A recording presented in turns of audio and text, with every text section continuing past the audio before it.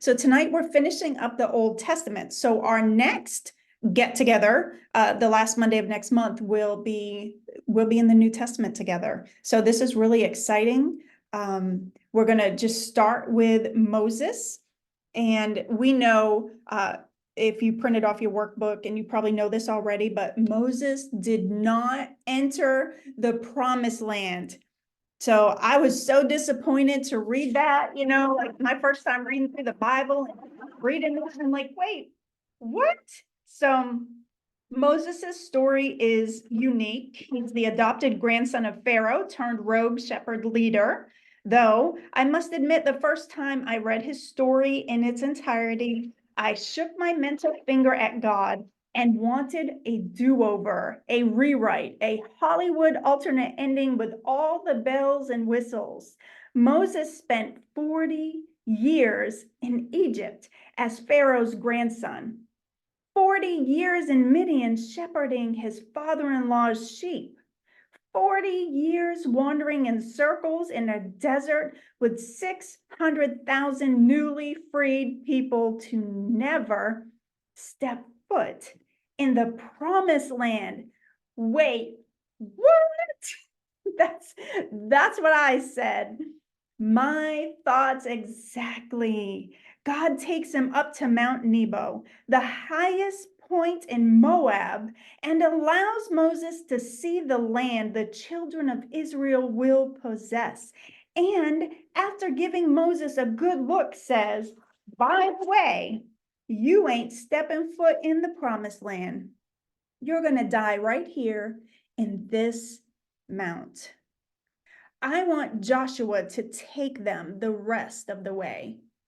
My words, not God's. I threw that little piece in there, but that's essentially what God was saying was, I'm going to raise up a leader. You're not taking them into the promised land. You're not even going to step foot on it. And so my thought to reading that story was, wait a minute, that's not fair. Moses traded the possibility of becoming the next in line to the throne of Egypt. He gave up the comfort and wealth of Egypt to wander in the wilderness. And for what, you say? Deep breath.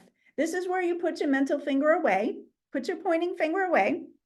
It's easy to get caught up in the injustice of it all, what we think should have happened. I understand Moses disobeyed God when he struck the rock twice, but I might have done the same if I were in his sandals. Every time an obstacle arose, the people blamed Moses for bringing them into the wilderness to die and wanted to overthrow him as their leader. During the last year of his wilderness wanderings, when Moses should have spoken to the rock, he smote it out of anger. His disobedience kept him out of the promised land.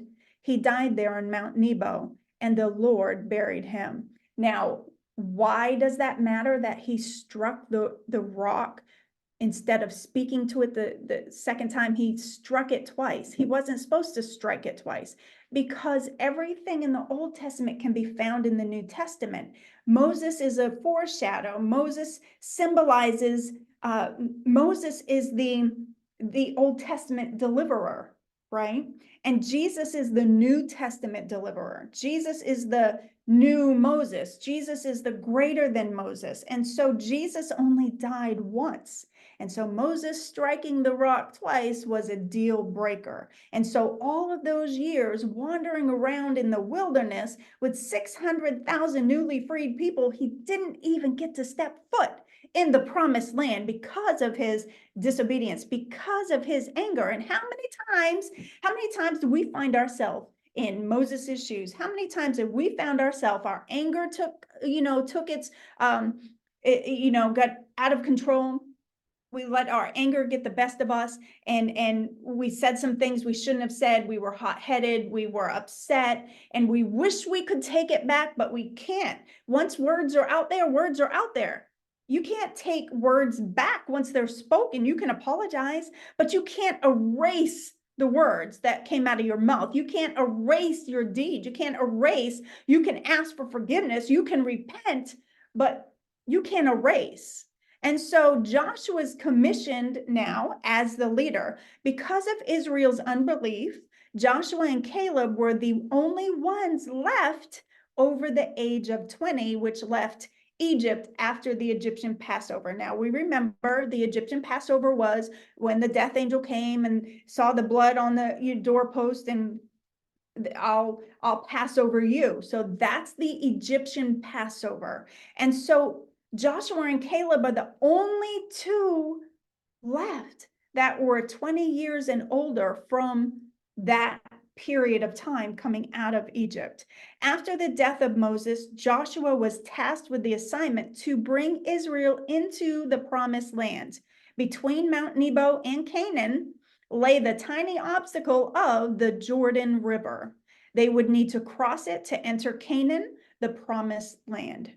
The scripture tells us that when the priests put their feet in the water, I love this, when the priests put their feet in the river Jordan, that the waters were divided. Now, 3 times in the Bible, distinctly, it tells us that the Jordan River was parted. So this is one of those times. The priests put their feet in the water and the river parted. The priests stood in the river until all of Israel had passed through to the other side. From the riverbed, 12 men took 12 stones and made a memorial of remembrance to God at Gilgal. Now, what do those 12 stones represent? Well, one for each tribe of Israel. They made a memorial with those 12 stones. They stacked them up, and it was for a remembrance, what God did for them, that they passed through the river and on their way to the promised land. So here we come to the Battle of Jericho. In the Bible, the commandment to blow the shofar can be found in the Torah. What's the Torah? It's the first 5 books of the Bible, right? It's the Hebrew word for the first 5 books, Torah. In the book of Leviticus and in the book of Numbers, to be exact, you can read about the shofar, which is the ram's horn being blown. Of the 100 blasts from the shofar or the ram's horn, some are short, broken sounding blasts, while others are long sounding blasts where the note is held out. So I don't know if you've ever heard a shofar being blown or a ram's horn, and sometimes they do the broken little blast, and sometimes they hold out the blast, and it's this long blast. So the short, broken sounding blast resembles a cry, while the longer blast is said to resemble a wailing woman or someone travailing in need. In Joshua chapter 6, the Lord tells Joshua to have the men march around the walls of Jericho in silence. I wonder why he threw in that little caveat, in silence, right? Because this is Israel he's talking to. This is the people who came out of bondage, who came out of Egypt. And right out the gate, they were grumbling and complaining. Oh, Moses, you brought us here to kill us in the wilderness. You brought us here to let us starve. You brought us here to let us thirst. And it was one complaint and one murmuring after another, after another, after another. And it's no wonder Moses smote the rock twice, right? So they were grumbling for water, and he smites it twice, and out comes water, but he's punished for his disobedience. And so they're told to march around the walls in silence one time every day for 6 days. On the 7th day, march around the walls 7 times. Now we know 7 is the number of completion, it's the number of perfection. So march around it 7 times. After the 7th time, blow the ram's horn, blow the shofar.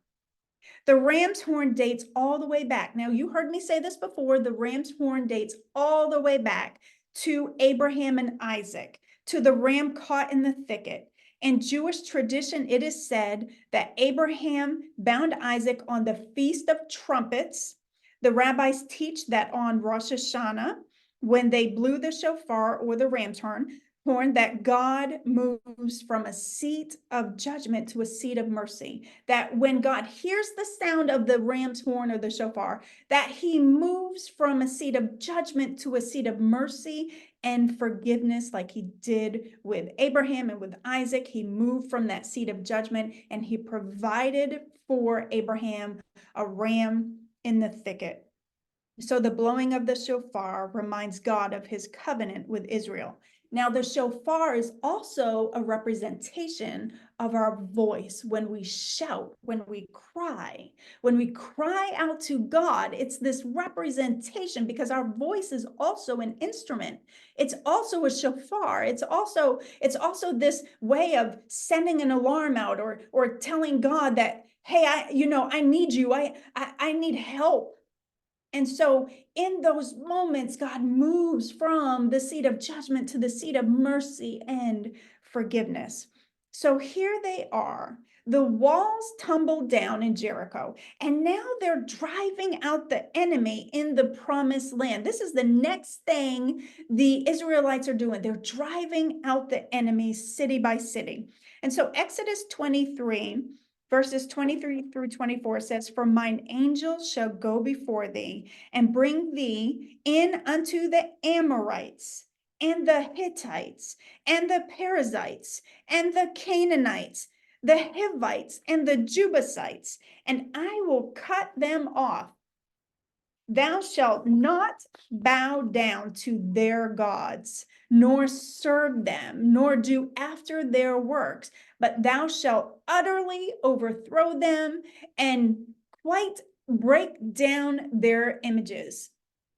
So God is saying, I want you to go into all of the ites, and I want you to destroy all of the gods that they worship, all of their graven images, all of their groves, which are trees that they worship. I want you to utterly destroy the enemy and not let them live amongst you. But I want you to take the promised land. I'm giving it to you. But here's what I'm telling you: destroy the enemy, utterly destroy them, get them out.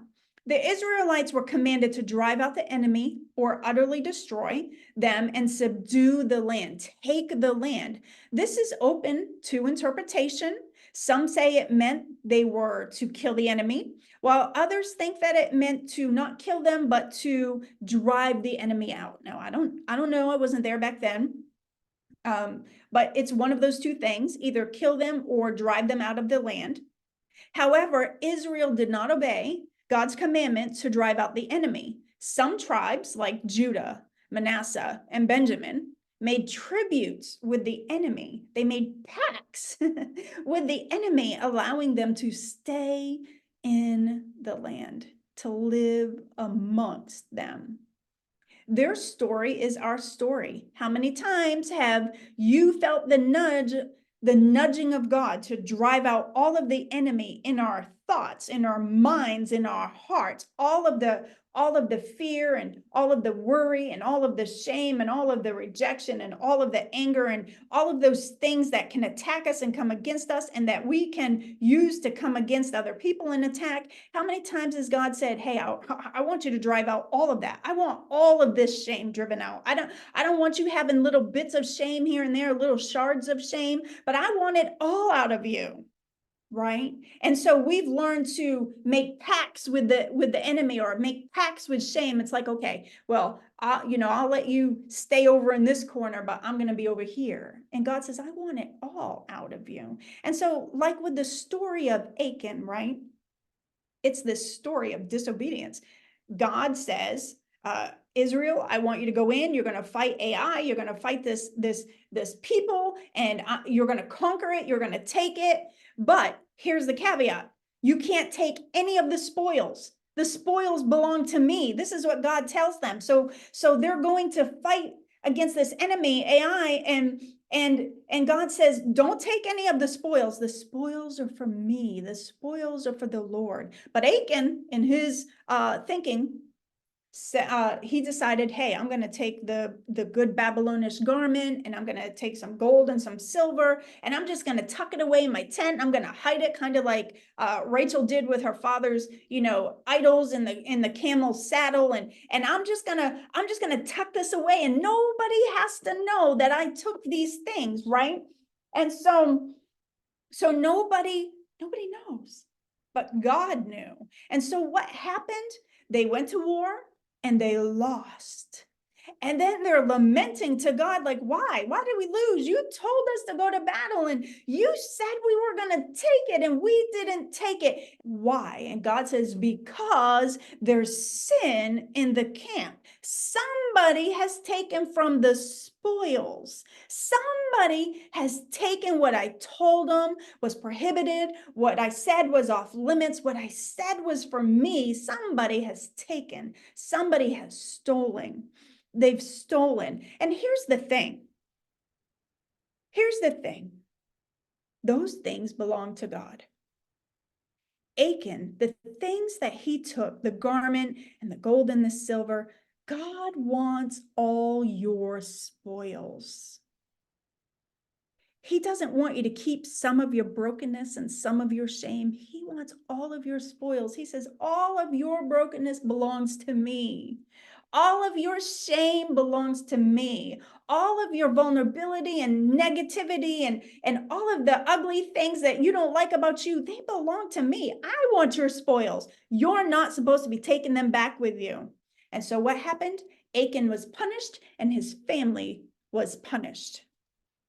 God wants your rejection. God wants your fear and your worries, your anxiety, your trauma, your pain, and your suffering, because God wants to use it for his glory. And so here we have, now some people say there's 13 judges, and I put 15 judges because technically Eli and Samuel, they were judges as well as priests. So we're going to run through these 15 judges. So after the death, there was the death of Moses, then came Joshua, their leader, and now Joshua dies, right? Then all the elders of Israel gathered themselves together. This is what 1 Samuel 8, 4-7 says. And came to Samuel unto Ramah, and said unto him, behold, thou art old, and thy sons walk not in thy ways. Now make us a king to judge us like all the nations. But the thing displeased Samuel, when they said, give us a king to judge us. And Samuel prayed unto the Lord, and the Lord said unto Samuel, hearken unto the voice of the people, and all that they say unto thee. For they have not rejected thee, they have rejected me, that I should not reign over them. So what is happening here? Well, after Joshua died, there was this institution of judges that was set up. So there were judges. There was Othniel and Ehud and Shamgar and Deborah and Gideon and Abimelech and Tola and Jair and Japhet and Ibzan and Elon and Abdon and Samson and Eli and Samuel, right? There were these judges. There was this institution of judges that was set up. And so what would happen is the one judge would judge the people and help to keep them in alignment, in a spiritual, sinless type alignment. Like, don't worship other gods, don't bow down to other gods, don't mingle with the enemy and all of the ites, stay separate and stay holy. And let's, and the main purpose was Israel's reflection of God to the world was to maintain justice and righteousness. That was what they were supposed to reflect to all of the other nations, justice and righteousness. And they were supposed to appear this way and mirror the very image of God in this way to all of the people. And so I put down a few tidbits in the workbook about some of the judges. Othniel, his name means God's lion or God's strength. Othniel delivered the Israelites from 8 years of oppression by Cushan. So Israel fell into bondage because of their bowing down, because of them not keeping the Sabbath day. So they fell into this cycle of oppression where another king would come in and rule over them, and they weren't free anymore because of this cycle of sin. And then God would raise up another judge, and Ehud, the left-handed judge, would come in, and Israel would repent, and they were able to defeat their enemy, and then they were freed from their time of bondage under the Moabites. And then when Ehud died, Israel would fall back into the cycle of sin, and then they would be carried off to the Assyrians or to the Moabites or to the the Babylonians. And so they would constantly fall into this cycle of sin.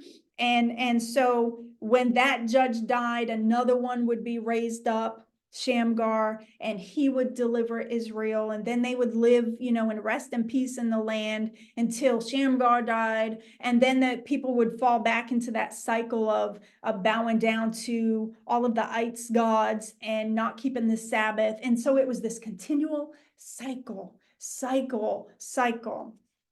And you can read in your workbook through all of them. And we know that, we all love the story of Samson and how he had that vow on him from the womb that he couldn't cut his hair, and how he always kind of teased Delilah, and she wanted to know, where does your power lie? And, he played that little riddle game with her, and she eventually figured it out, and he had lost his power, his strength at one time.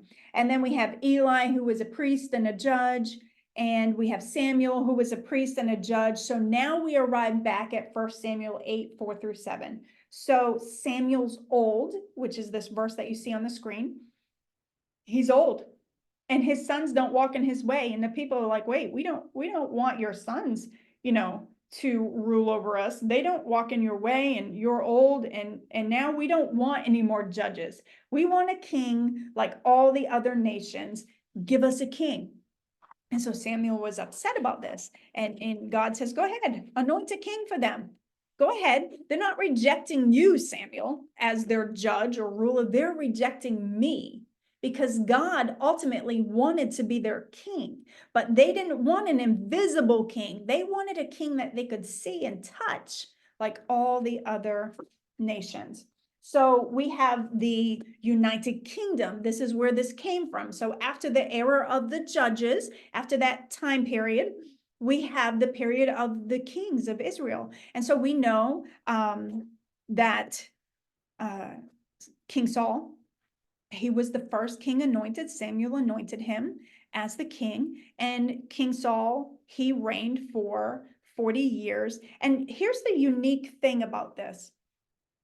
Moses knew way back when they were going to have kings. Eventually, the people were going to progress and be like, look, we want to be like everybody else. We want a king. And so Moses had wrote in Deuteronomy, he wrote the stipulations into Deuteronomy around, this is what your king, your future king, will need to have and will need to look like. So here, it's the key is to maintain justice and righteousness. That's the key. That's what the king is supposed to do. And here's the stipulation. 1, chosen by God. The king has to be chosen by God. We know that Samuel was. The king has to be an Israelite. The king may not accumulate many horses. Hear me. The king may not have many wives. The king cannot amass or collect excess of gold and silver, a bunch of gold and silver. The king may keep a copy of the Torah with him. The king needs to keep a copy of the Torah, Genesis, Exodus, Leviticus, Numbers, Deuteronomy, with him, to read it, to teach the people. The king may not keep many horses and send people back to Egypt to add to his horses, since the Lord has warned not to go back that way again. So don't go back to Egypt and be buying a bunch of horses and collecting a whole bunch of chariots and all of those things, right? So that's the stipulation that Moses wrote for the future king. So here's Saul. Saul, who's from the tribe of Benjamin. He was the first king over the United Kingdom of Israel. He was a head taller than everyone else, so he was pretty tall for that day. The prophet Samuel found Saul while Saul was looking for his father's donkeys. Samuel, the judge prophet, anointed him king. The Encyclopedia Britannica says this about Saul. The 2 men who significantly influenced Saul's career were Samuel, the prophet or the judge, and David.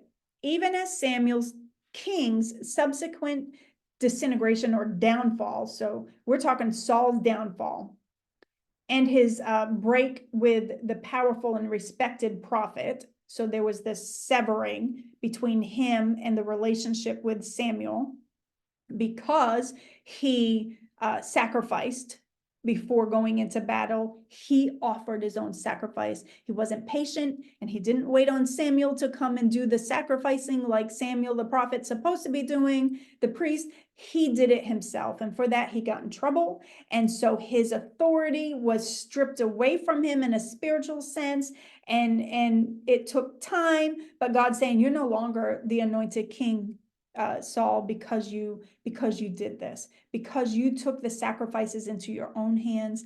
I'm taking away your authority as king, and I'm taking away the kingdom from you. So, and another thing that Saul failed to do was he was supposed to destroy all of the Amalekites, right? So this was one of Saul's things. He don't offer sacrifices yourself. Let the priest do it. Let Samuel do it, and destroy the enemy, destroy the Amalekites, according to the principle of holy war at that time.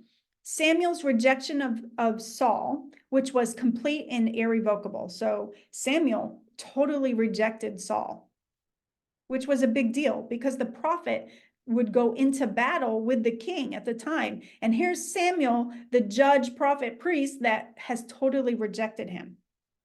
And it was irrevocable. Withdrew from the king the religious sanctions essential for popular support and Saul's own mental well-being. And we know that Saul spiraled out of control with his anger and his divisiveness.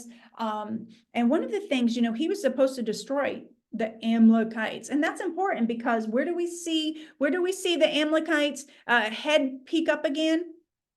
The book of Esther, the book of Esther.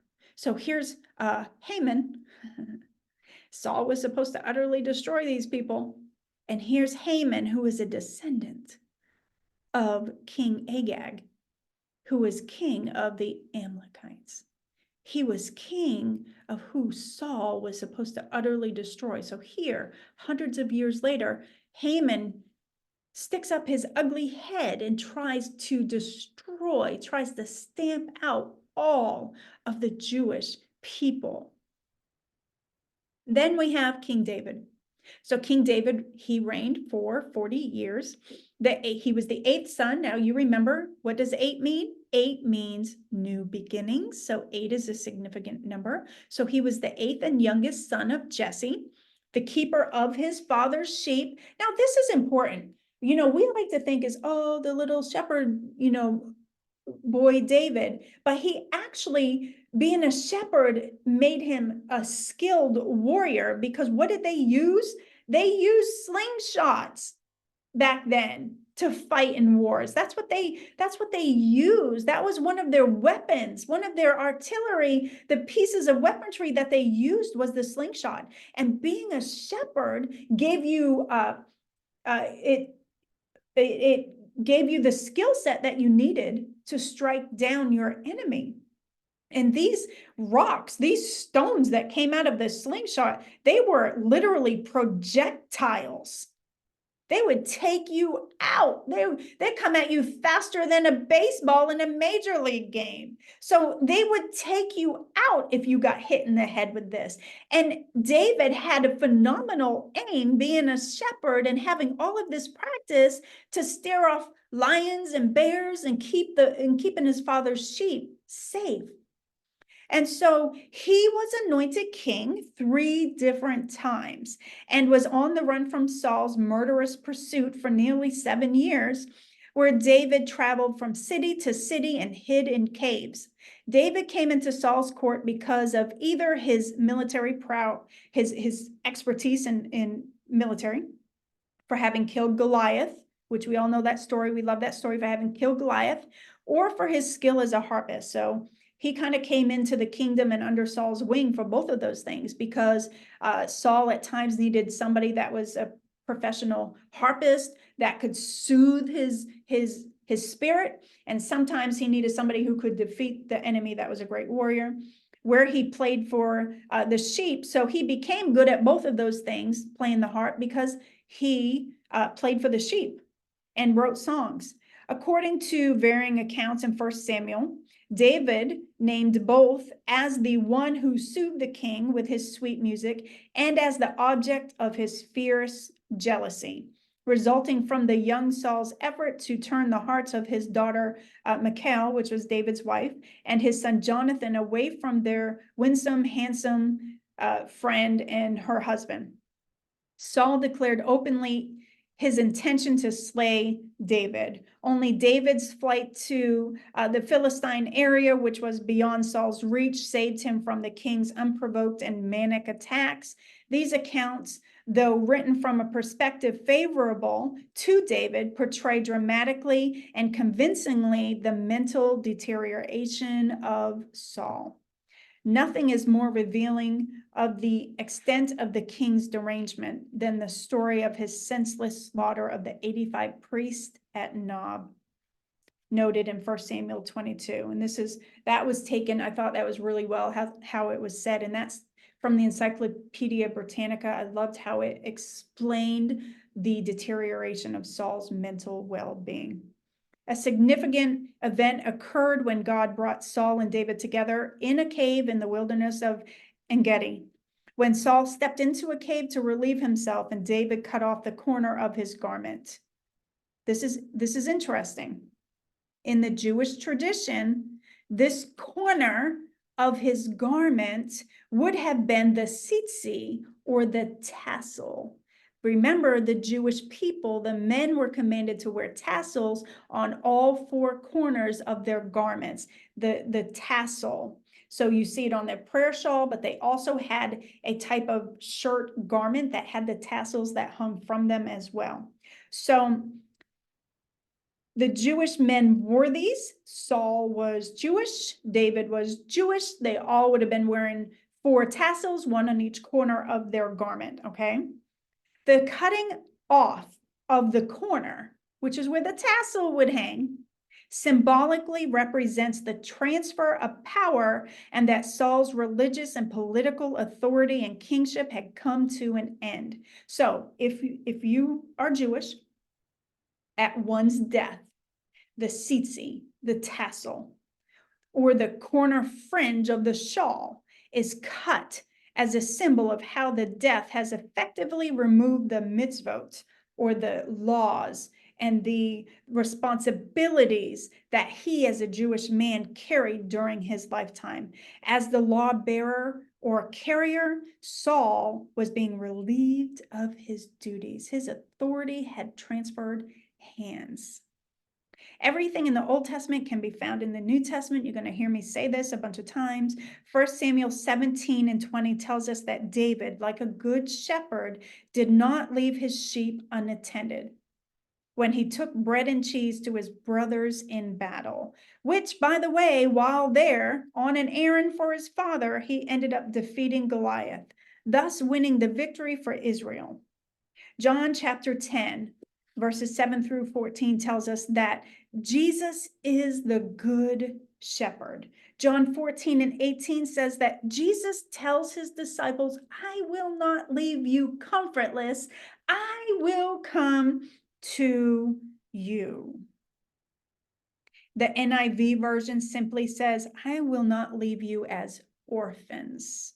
The word for comfortless is the word orphanos in the Greek. In other words, Jesus is telling the disciples that I will not leave you fatherless. Just like David didn't leave the sheep shepherdless, I'm not going to leave you shepherdless. I'm not going to leave you fatherless. So here we see everything in the Old Testament can be found in the New Testament. So David's sole desire as king was to build the temple of the Lord. That was his heart's desire. That was his sole desire. David was forbidden to build the temple himself because he had much blood on his hands, particularly that of Bathsheba's husband. We know that David sent him into the forefront of the battle and got him killed. So David spent years collecting materials and preparing the plans for the temple construction. Now, he wasn't permitted to build it, but he spent a lot of years collecting and preparing for the temple construction. So now Solomon. So this is David's son. Solomon, after David's death, he reigns for 40 years. Solomon is known for being the king of Israel who built the first temple in Jerusalem. He was also the second after his father David. So there was David and then there was Solomon. So, and last, he was the last king of the unified Israel. He was the last king of the United Kingdom, and we'll get to that, which was at the height of its power during his reign. He is known for stories told in the Bible about his wisdom. The big picture. Generations later, the descendants of these wandering enslaved people settle in the promised land. So the newly freed people settle in the promised land. Their great King David has secured their borders. The land and people are experiencing much peace, and David's son Solomon comes to power. He's now in power because David has passed away. Solomon is brilliant. He's wise, he's wealthy, and Jerusalem, the capital kingdom, begins to gain global reputation. The job description of Israel was always to show other nations of the world what this God, the God of the Israelites, looked like, who this God cared about. And now it's happening. Foreigners and dignitaries, even the Queen of Sheba, from all corners of the earth are coming and asking questions of Solomon and learning about this God, the God of Israel. So now let's revisit the stipulations placed on the future king that Moses wrote about in Deuteronomy. Okay. 1, had to be chosen by God. Yep. 2, had to be an Israelite. Check. 3, may not accumulate many horses. 4, may not have many wives. 5, cannot collect an excess of gold and silver.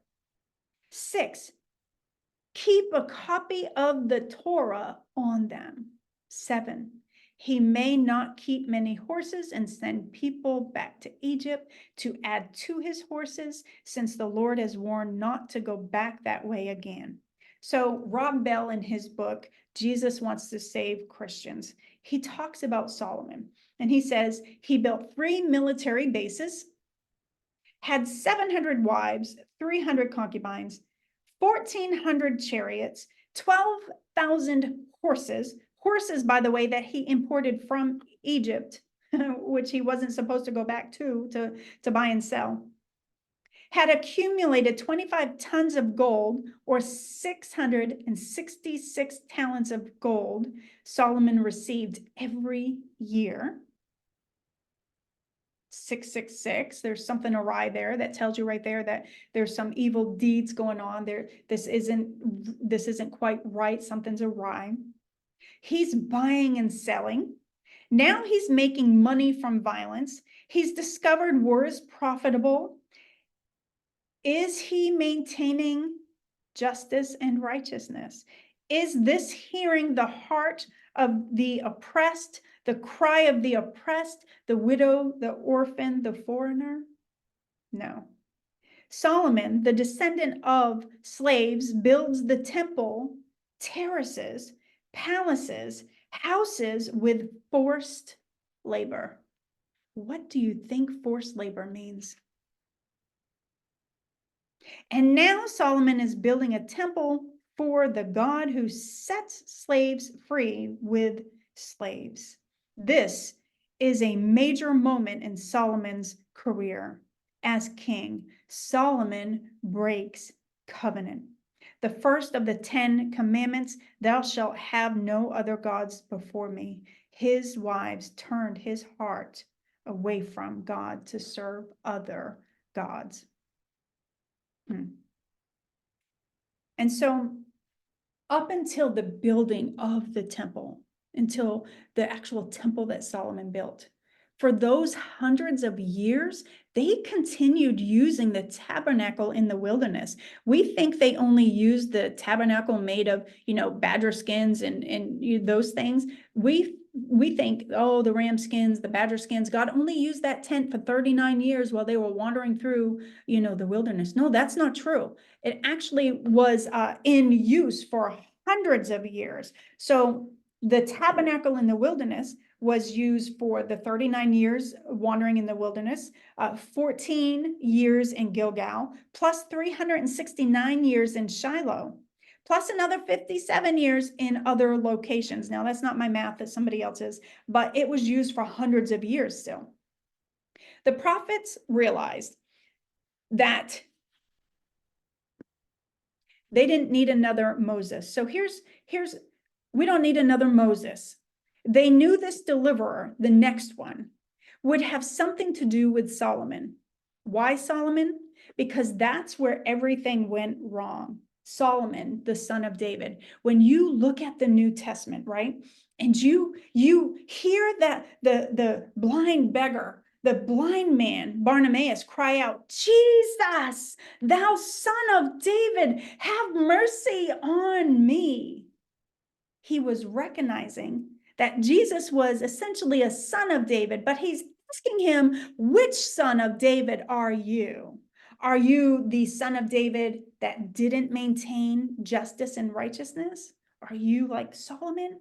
Or are you the son of David that we're supposed to watch for, the one who will maintain justice and righteousness? So when you hear that cry in the New Testament, it is this beautiful acknowledgement of, I recognize that you're the son of David, but which son are you? And through all of Jesus's actions and words, he has demonstrated in the New Testament that I am the one that you've been waiting for. I'm the one that you're looking for. I'm the son of David that was promised, that would maintain justice and righteousness. I love that. So after the three kings that made up the United Kingdom, here we have this split of the 12 tribes. After the death of Solomon, there was a schism over taxation. Surprise, surprise, right? Divided the nation into two kingdoms. So there was Rehoboam, Solomon's son, who was anointed successor, ruled over the southern kingdom, which was composed of the territory belonging to the tribes of Judah and Benjamin. So if you look at, there's the southern kingdom, there's two tribes. So Rehoboam, Solomon's son, ruled over the two tribes, and the other 10 split, which is called the northern kingdom. And so those tribes, Asher, Dan, Ephraim, Gad, Issachar, Manasseh, Naphtali, Reuben, Simon, and Zebulun, those became the northern kingdom. So now we have this divided kingdom. So there's Jeroboam and Rehoboam. Jeroboam's ruling the northern kingdom, and Rehoboam, the son of Solomon, is ruling the two tribes, the southern kingdom, known as Judah. So there's Israel and Judah now.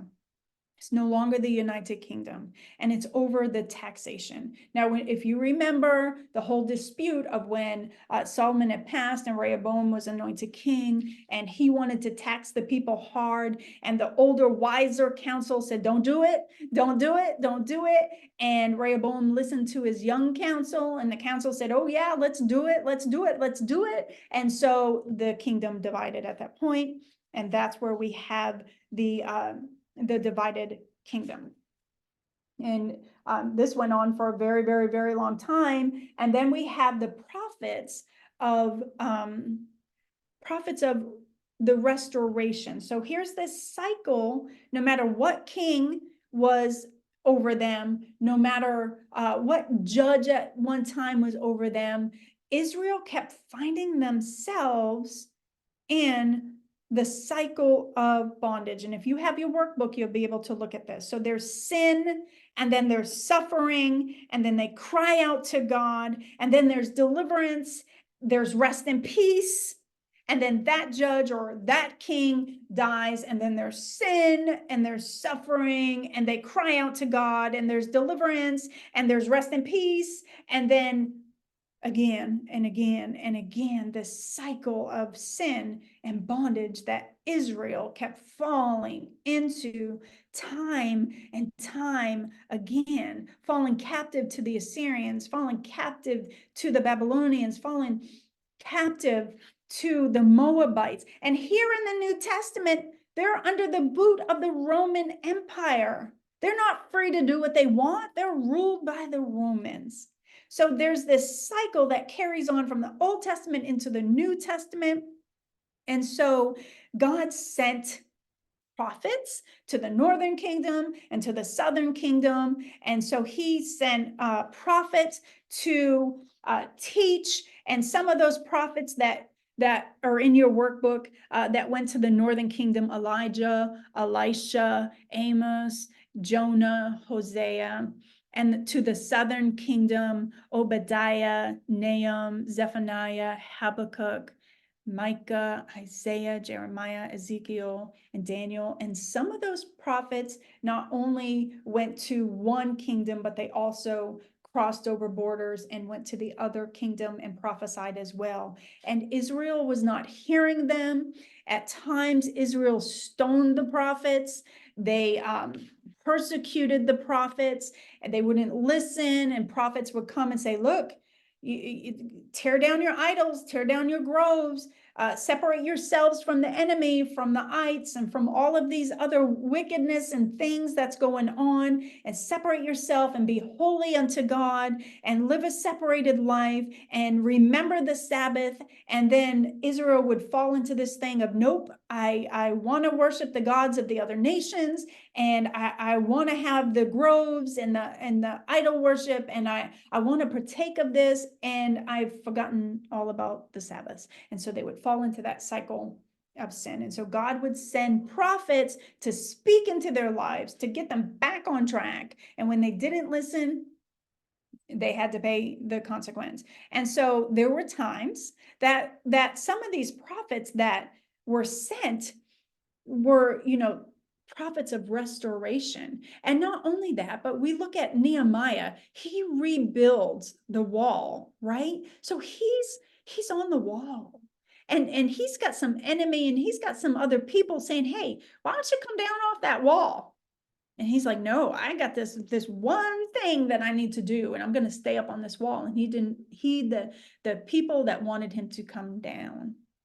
And then there's Zerubbabel, who rebuilds the temple, because the temple had been destroyed by the enemy. They came in, they pillaged it, they took all the spoils.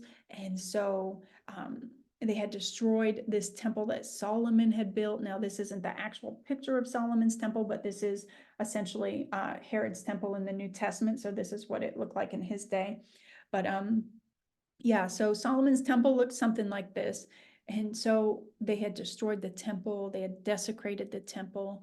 And so Zerubbabel builds it back up, and Nehemiah rebuilds the wall.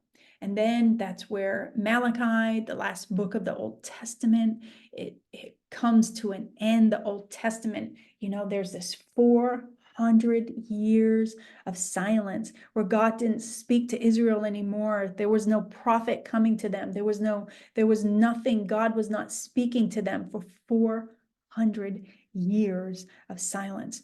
400 years from Malachi to Matthew.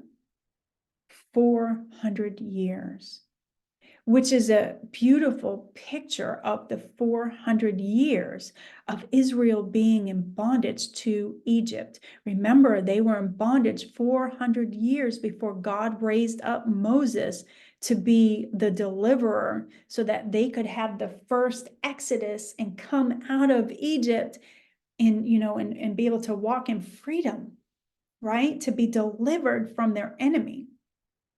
And so here's 400 years between Malachi and Matthew. And then you have to be 30 years old before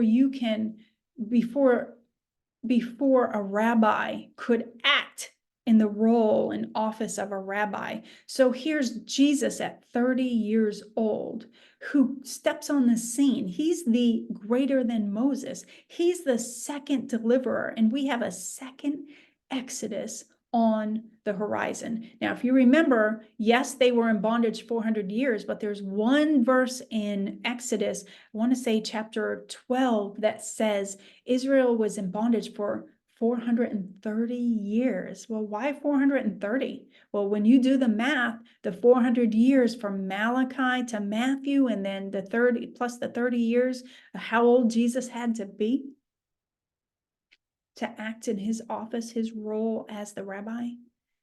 Yeah. So it's pretty powerful. I love the Old Testament, and I hope that you work through your workbook and get some great things out of that. But that's the end of this lesson. That's the end of the Old Testament. Does anybody have any questions or anything that